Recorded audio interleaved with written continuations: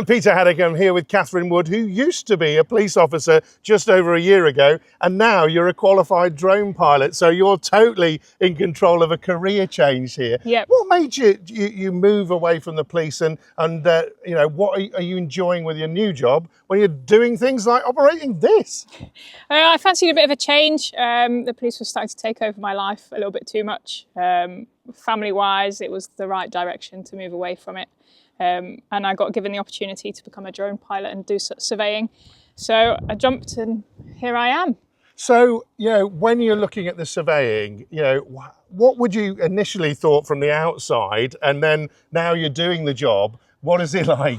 It's nice to be out of the office. I wasn't sure whether I was going to be in the office all the time or whether I'd be away from home all the time, but we get such a good mix of travelling, seeing the country, getting to all different parts of the country, and then spending time in the office so you're closer to home, you get more family time. It's a very good mix. It's a good balance. Yeah. So, you know, Matrix Consulting Engineers, who you're working for, and, you know, you've gone through the course, and how did you find it? Because obviously, you know, these are really expensive pieces of kit, but a lot of fun, I can say, as well, to operate. How did you find that sort of transition and then the course? Yeah, it was very interesting. The course itself, it's hard going, but you get a lot out of it. You know, all the legislation, the laws by the end of it, and you only improve by doing things for hours on end, but you get enough flying practical time within the course to be able to operate the drones to a competent manner, and then you can just improve on your skills the more you fly.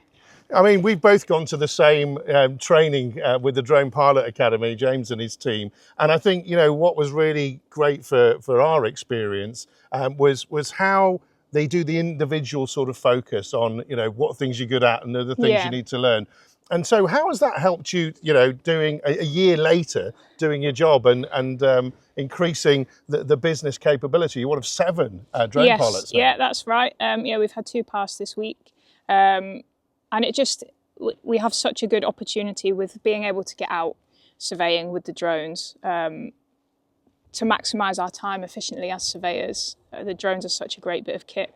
And you're also doing traditional surveying as well, aren't you? And we are, getting those fixed points. And how does the two blend together? So it's really good. So we've got the LiDAR capabilities, obviously, with the drone, and then we've got a static scanner itself.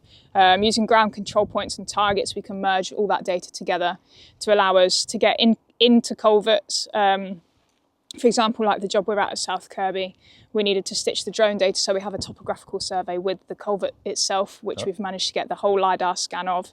And we can stitch that together, which is all coordinated. Using ground control points as well, so we can make sure everything is spot on. Yeah. Because that's working on the rail line, everything is got to be accurate, and it's expensive to do works as it were as well. But 2 different sorts of drones that you're operating now as well. And where do you see it going for you? And what really excites you about seeing it all come to life after you've done LiDAR with this and photogrammetry with this? I think it's just seeing the results that you get, and especially with the photogrammetry, the models that you can create with the photogrammetry. The quality of them is only ever going to get better with the technology that's coming out. So it's exciting to see where drones are going to take us in the future. And I think what's really exciting is how you've changed your career from the police to drones, but still looking after and securing the right data for the customers. Yeah. Great to see you. Cheers. Cheers, Peter.